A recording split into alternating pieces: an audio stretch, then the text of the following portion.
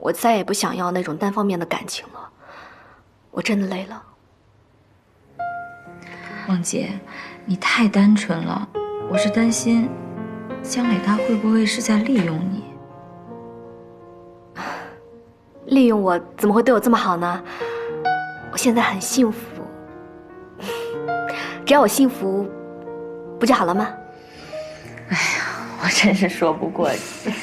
不过你说的也没错，爱情到底是什么，谁知道呢？比起一块像木头一样根本不理你的人，也许那个能哄你开心的人，真的可以给你带来幸福吧。就活在当下吧，人生不就是这样吗？哎，小姨，那你接受江磊了吧？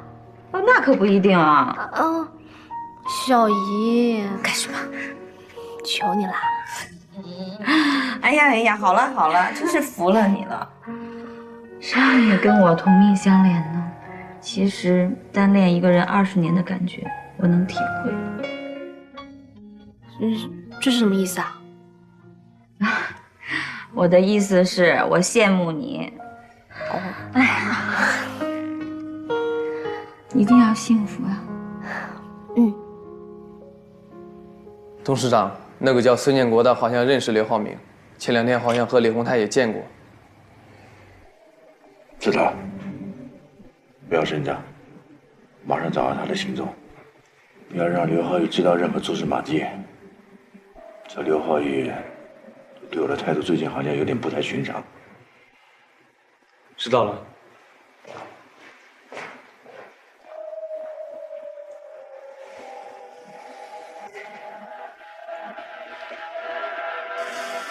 孙建国，消失30多年，这突然出现，想干什么？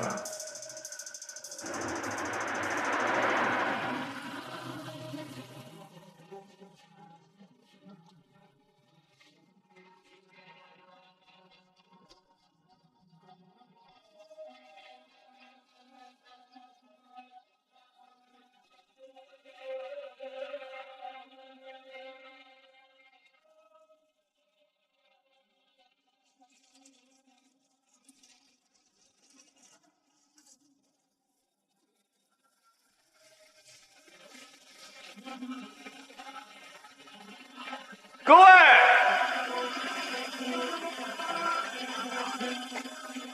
这个工厂的产权现在已经由鹏达集团购买，所以请各位收拾收拾自己东西，马上离开这里。你说什么？这个工厂的产权已经由鹏达集团购买，所以请你们马上离开这里。不可能，夏董承诺过我，只要我帮鹏达集团做出电气控制设备，他就会帮李超的工厂还债。我想，是不是你搞错了呢？那你就跟夏董去谈呀。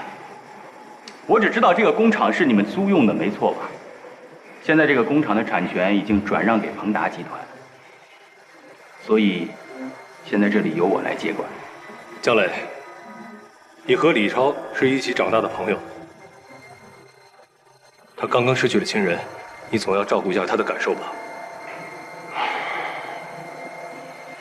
是应该照顾一下朋友的感受，可是这是公司的业务，我也没办法。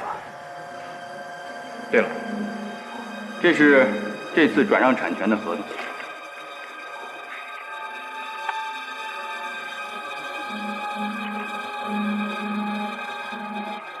李超，你们公司还欠着这间工厂20%的债吧？所以现在请你们离开，没问题吧？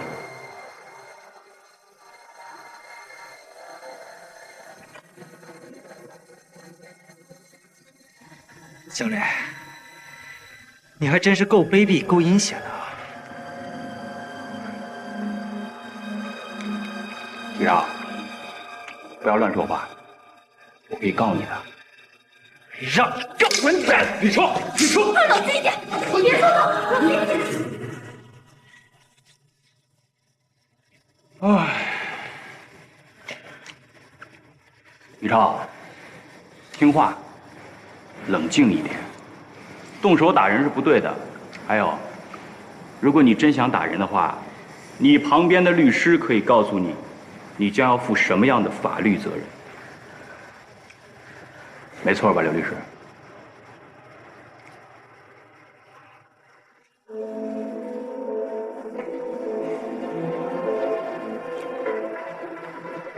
好了，我给你们24小时的时间，24小时之内必须离开这里。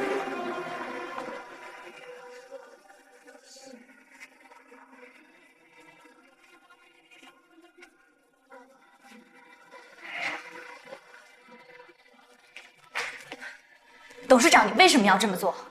你怎么可以违背我们的协议？做生意就是这样，情况会改变，立场也会跟着改变。您怎么能这样呢？您身为一个公司的领导者，堂堂鹏达集团的董事长，怎么能说话不算数呢？就算我再怎么卑微，您也应该为您自己所说的话负责吧？负责？那你为你的话负责过了吗？当然，就像我对您的承诺一样，我正在专心的为鹏达集团做电气控制设备。不是吧？你们在工厂生产一些新的产品是吧？我已经联络过罗布公司了。你以为我不知道你们在生产新的产品吗？你是鹏达集团的人，我提拔你为部长，结果你却在外面去搞新的项目，让我不知道。你这样对得起我吗？董事长，我当然知道我是鹏达集团的部长，所以我知道我该做什么样的事情，不该做什么样的事情。我并没有在外面搞什么研究，我已经停止一切了。可是您呢？您为什么还要这么做？还要抢走李超的工厂？没办法，李超这小子，他们生产这个新的项目，在市场上跟我们是对抗的。如果换成是你的话，你也不会让他们生产的，是吧？董事长，可是以李超的能力，根本就不可能跟我们鹏达集团。不要再说了。如果你不愿意的话，你也可以不要在这工作。虽然我很器重你，但是你的心已经不属于这里，那就算了。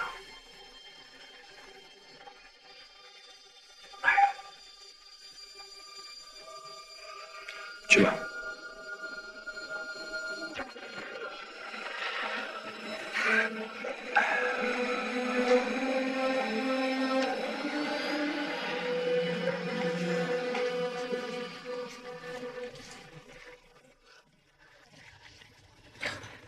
这贷款的数额怎么会这么多？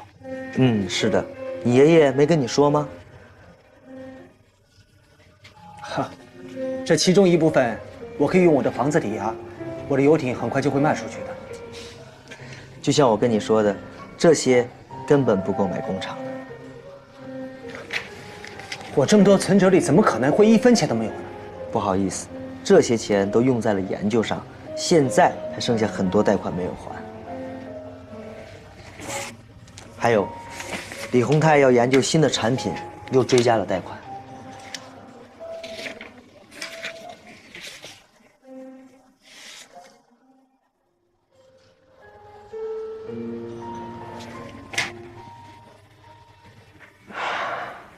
我已经说过了，我不同意。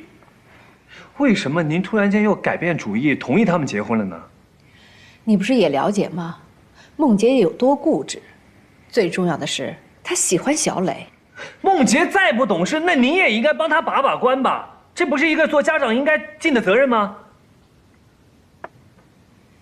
你可能不知道，江志斌和我们家有着久远的缘分。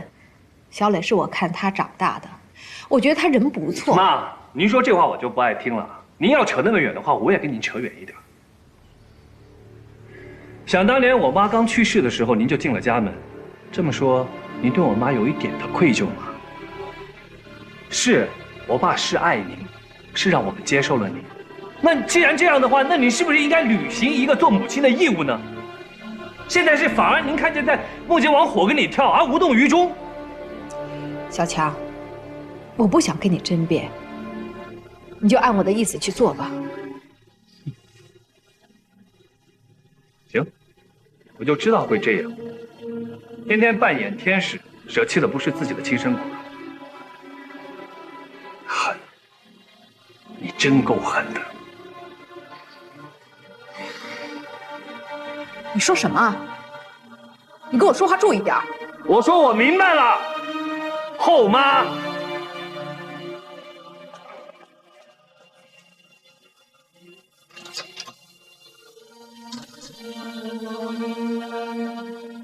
强叔，强叔，我叫你呢，你去哪儿？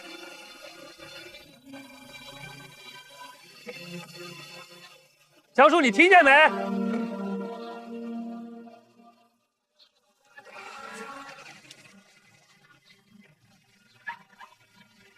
强叔，你开车去哪儿？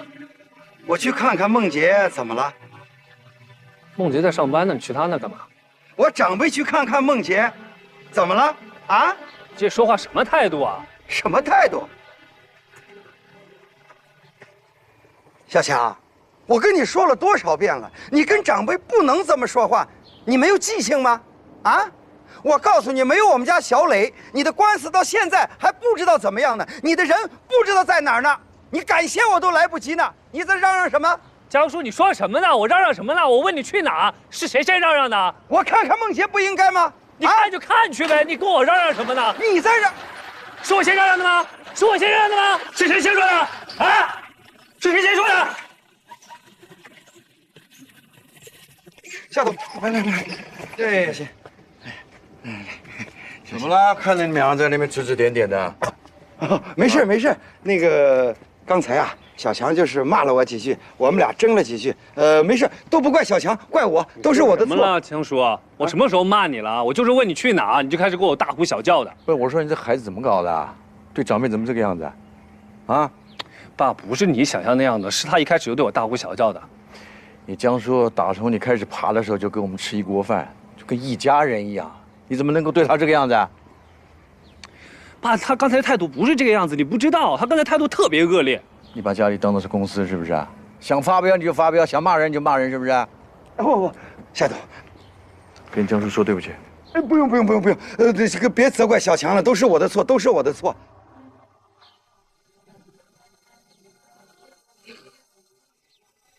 对不起。夏总，您歇着吧。好啊，您歇着。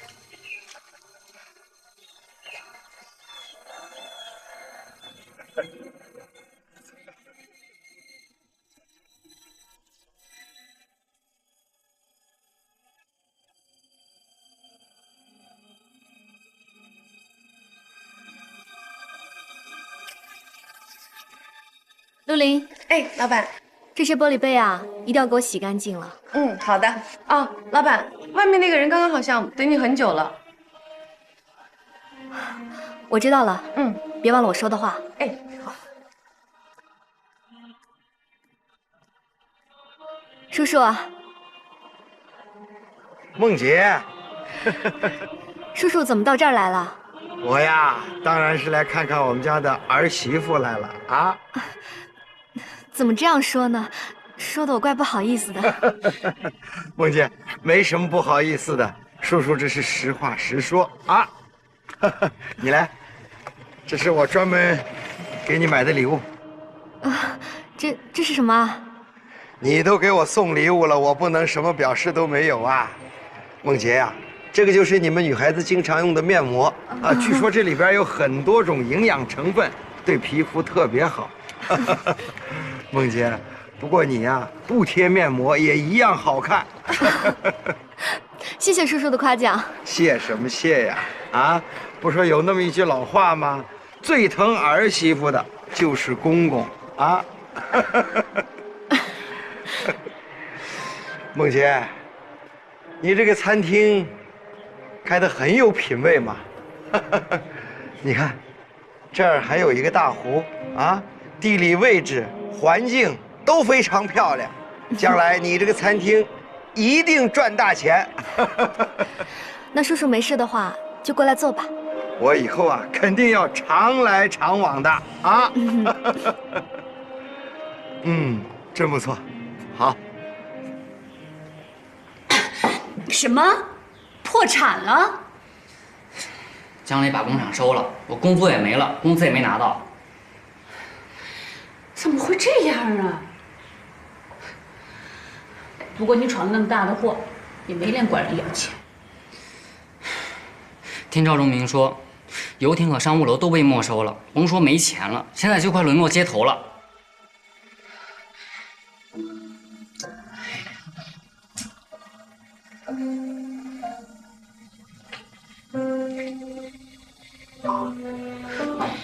不行，不能让他俩再见面了。我绝对不允许明珠跟一个破产的人在一起。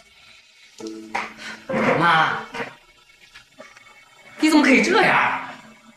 我必须这样啊！明珠必须过好日子，不能再吃苦了。那也不能让明珠这么干呀！管好你自己的事儿吧啊！除了闯祸，你还会干什么？这都叫什么事儿啊！真是。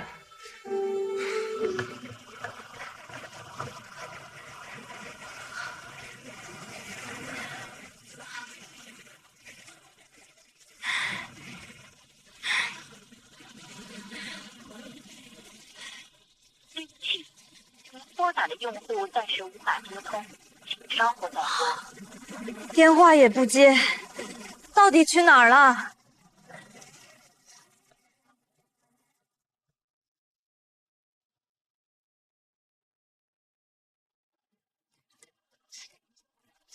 超哥，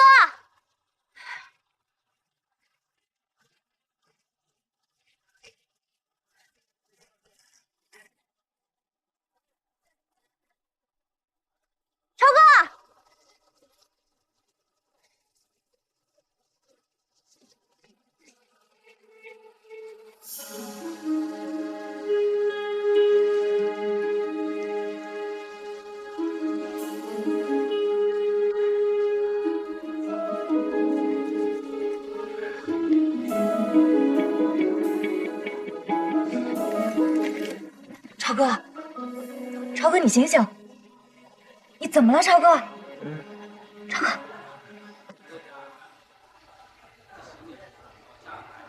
啊，是明珠啊！原来是我可爱的明珠啊！你怎么喝那么多酒啊？我给你打电话你也不接，而且还关机。你电话呢？电话在哪儿？啊，电话在哪儿？我破产了嘛，我没有钱，我要节省啊，所以这电话费我也要省下来啊。别开玩笑了，行不行？一点也不好笑。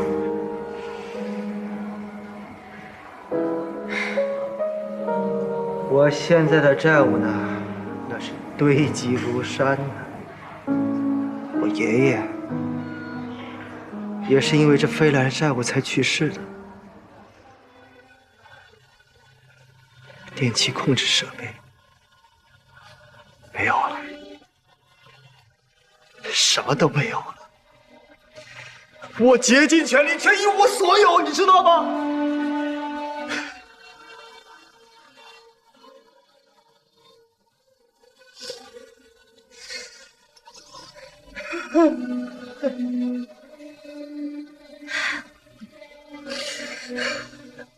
超哥，我知道你很难受，我也特别理解你。可是你知道，你现在最重要的是要做什么吗？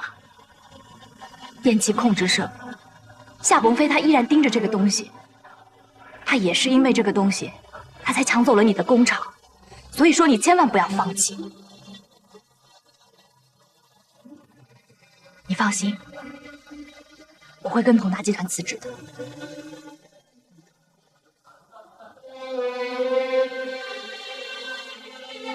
为什么？你以前是梦寐以求要进那家公司，为什么要辞职啊？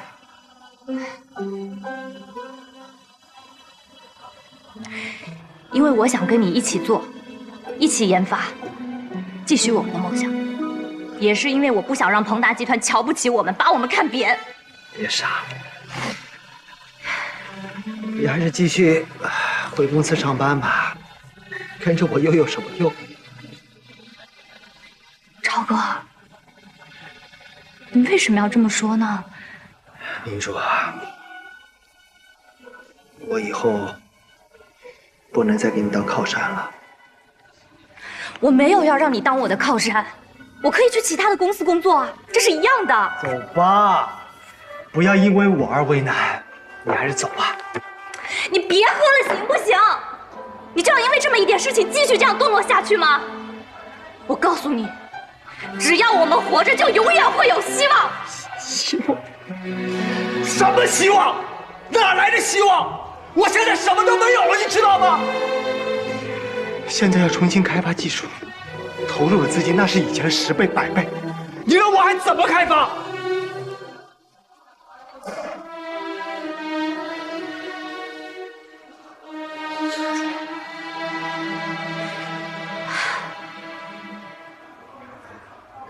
会好的，一切都会好起来的，超哥。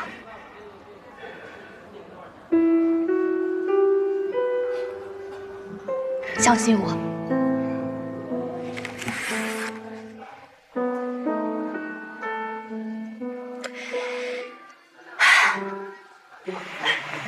叔叔，快来帮我一下！哟，快点，他喝多了。怎么喝这么多呢？来，慢点，慢点，慢点，慢点啊！能喝你就少喝一点啊！怎么了？这是怎么回事啊？让一下，让一下。哎，慢点，叔叔你慢，小心台阶啊，上楼。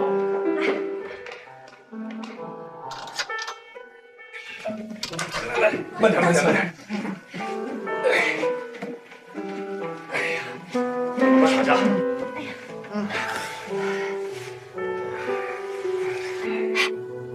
本来因为他爷爷的事情呢，我就比较担心了。现在工厂又闹成这个样子，他肯定又是伤心又绝望了。是啊，再加上技术研发的那些债务，他现在就更加身心疲惫了。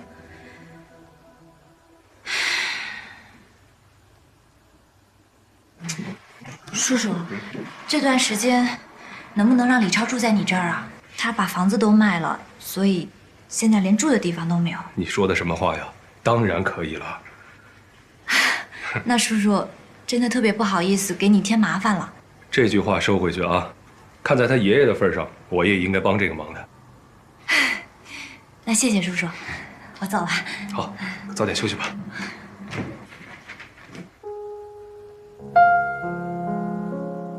啊，没事儿。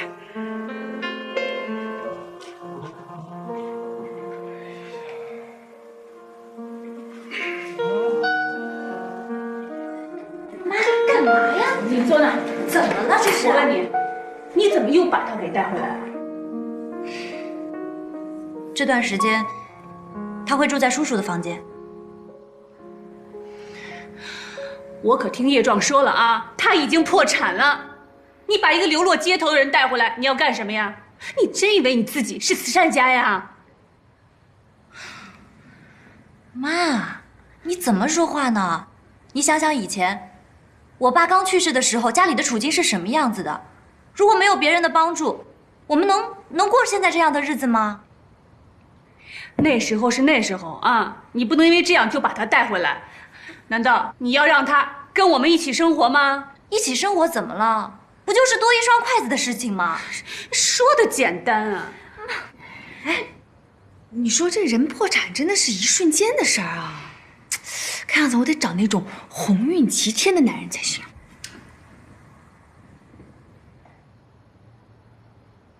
完了，这下完了，这以后每天都得见面，我怎么办啊？我怎么面对他呀？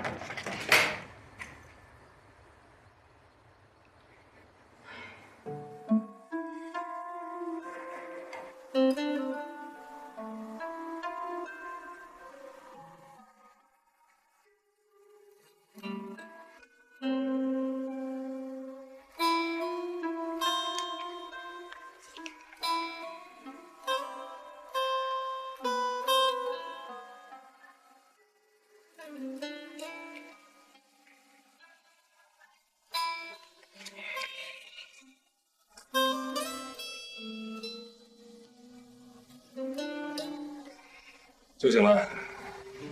喝杯茶吧，醒醒酒。谢谢。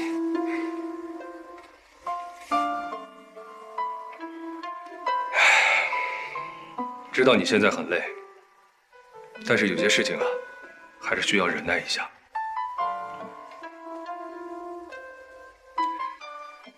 现在有很多事情啊，都没有理出头绪。你爷爷的突然离世，你父亲的突然去世，还有我大哥坠崖身亡，这一切的事实一定有着莫大的关系。这一切肯定和夏鹏飞逃不了干系。李超，你爷爷去世前几天有没有见什么人，去什么地方？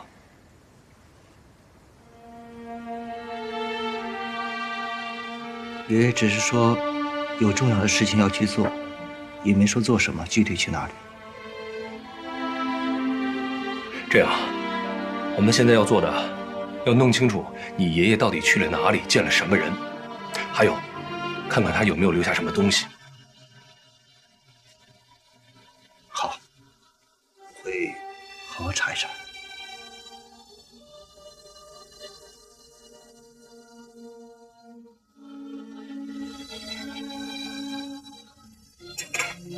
姐，你知道吗？姐夫收购了李超的工厂。那李超爷爷不是刚去世吗？夏鹏飞怎么能收购他们的工厂呢？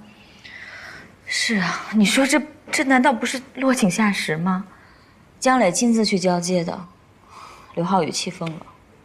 你没听错吧？啊，浩宇要知道这事儿的话，他会更加埋怨我的。是啊，姐，我一直忍着没问你，我想知道，你到底做了什么对不起浩宇的事？你这话什么意思啊？那天你们的谈话我也听到一些，我想问你，是不是你跟浩明姐夫在一起的时候，跟夏鹏飞出轨了？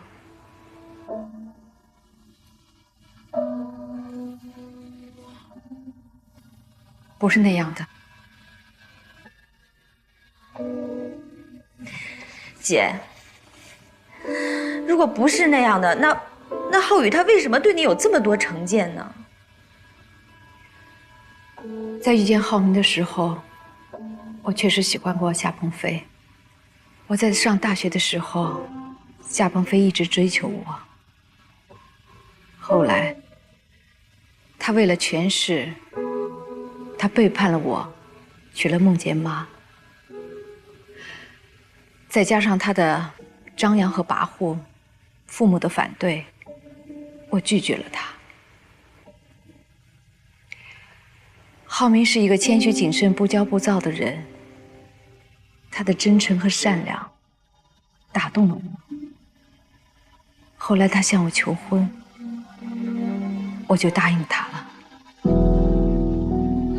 姐，如果是这样的话，那为什么在你结婚之后，你还要见夏鹏飞呢？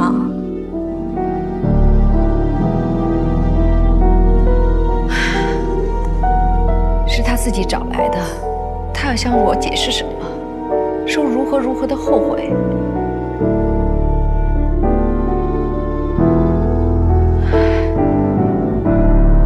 浩宇误会了这件事情，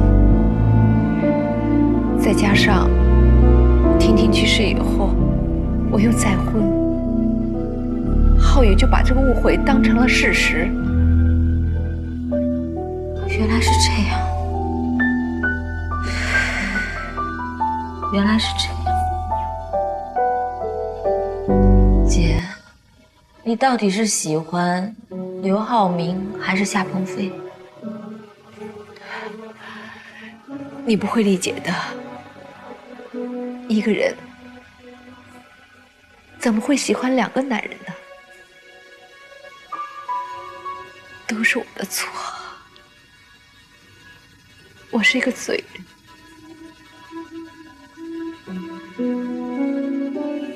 我真应该跟婷婷一起走才对。如果夏鹏飞要是没把梦洁带到我身边，真的无法活下去。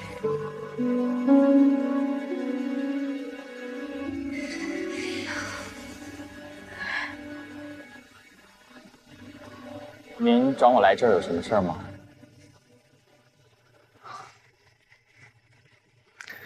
大伟啊，资料的事情，你没有透露给别人吧？没有，肯定没有。因为这件事情就我们2人知道。如果要是有第3个人知道的话，你知道你的后果。这个您不用担心，我肯定不会乱说的。那就好。你看，你真的是一个可以值得栽培的人才。等我时来运转的那一天，我不会亏待你的。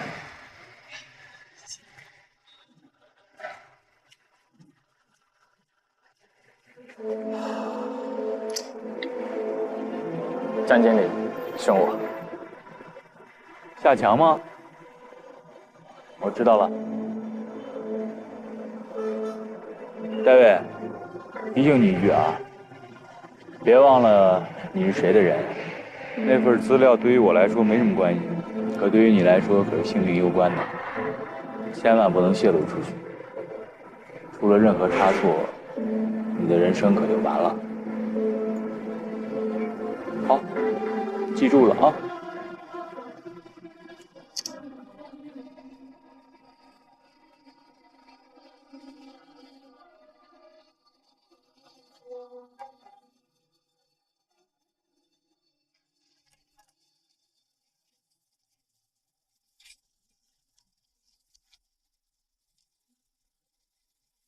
超哥，超哥，起来吃饭了，超哥。还没睡醒。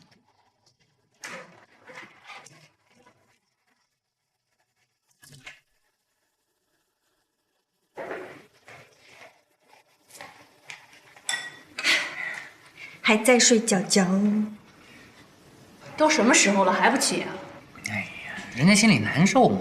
那也不能一直赖在这儿啊！真是请神容易送神难。嘘，小点声，万一被人听见了多不好意思呀！听见怎么了啊？我在自己家里还不能大声说话了我？还说有什么游艇，吹牛吧？真是厚脸皮。啊，看样子啊，我得找那种福布斯排行榜前10名的人才能抵得住这种风险。行啊，别做梦了，再把他叫来。哎，都去看过了，人家在睡觉，粥什么时候吃不行啊？睡醒了再吃呗。这不是吃饭的问题呀，是要在你姐姐回来之前让她出去。妈，太过分了。过什么分啊？这关系着明珠一辈子的幸福。还以为能找一个比江里还要好的人，真是看走眼。要是超哥聪明，他肯定东山再起。什么时候？啊？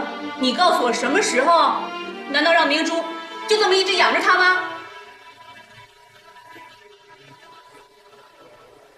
这东西怎么会到刘浩宇的手里呀？啊！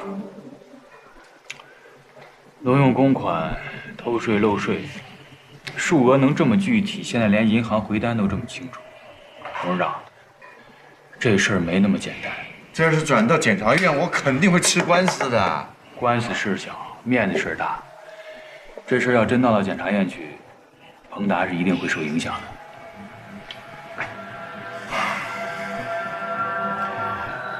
这次证据确凿，你说我该怎么收拾这个产权？别着急，这事还没闹到检察院呢，就有回旋的余地。我们现在首先要稳住阵脚，通过各个渠道去查，逐渐缩小这个范围。我相信，一定能够找到那个人。但是董事长，您也要做好心理准备。这事儿我认为八九不离十，是咱们自己财务部门出了内鬼。根据国家专利部门的行政条例。呵，李超来了啊，你去忙吧。你好，你好。酒醒了啊？昨天真不好意思，喝的有点多。坐吧。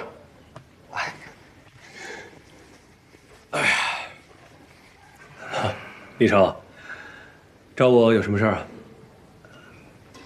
本来是想打电话来着，但是想想还是当面说比较好。嗯。明珠是个好姑娘，我想请您以后多照顾她。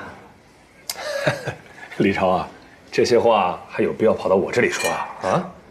别看明珠表面坚强，其实很可怜的。还有，她那闹心的一家人，母亲还不是生母。李超，你说什么？于美丽不是明珠的生母？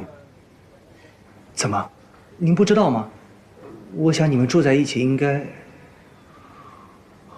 我这是第一次听说。你跟我说这些是什么意思呢？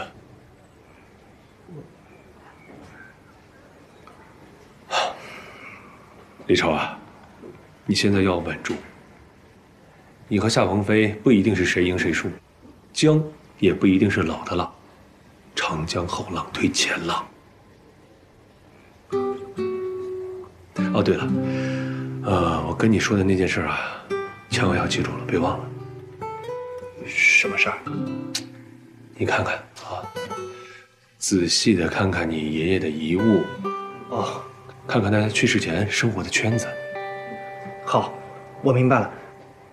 那我先走了。嗯。行了，要千万记住啊！给您添麻烦了。哎，去吧。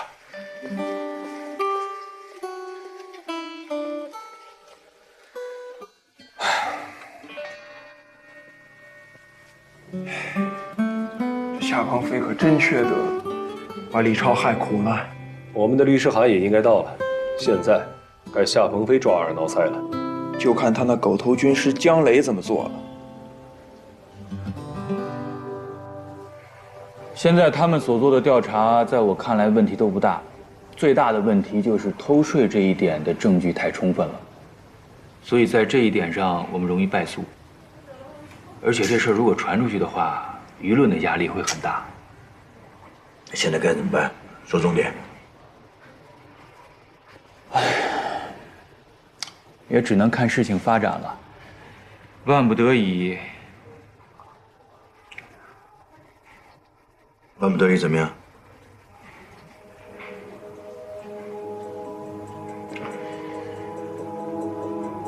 我是说万不得已的时候啊，董事长，也只能您从现在这个位置上退下来，可能才是解决问题最好的方法。要我退下来，那怎么行？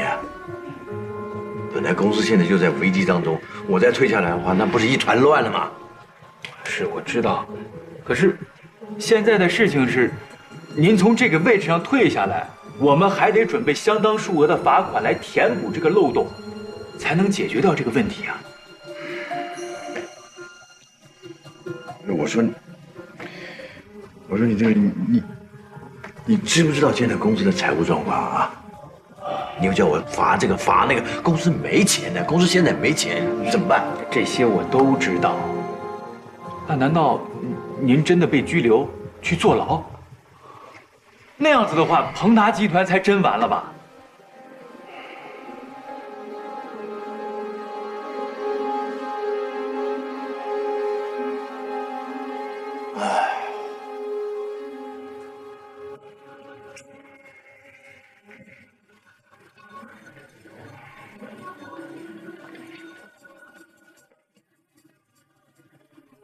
穷途末路啊！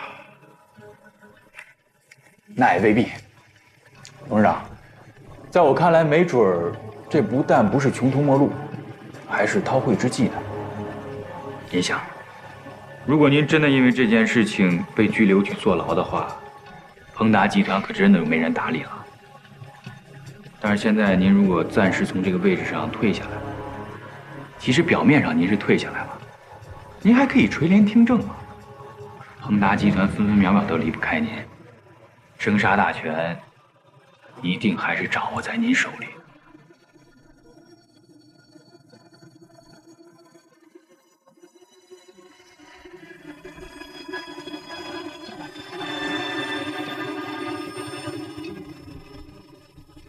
刘律师，你的衣服都印好了。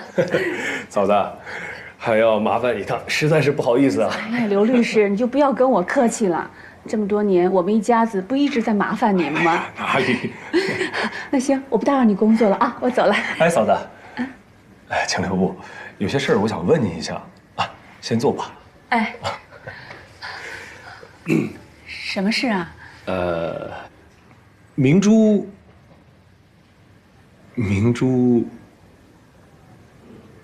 是你的亲生女儿吗？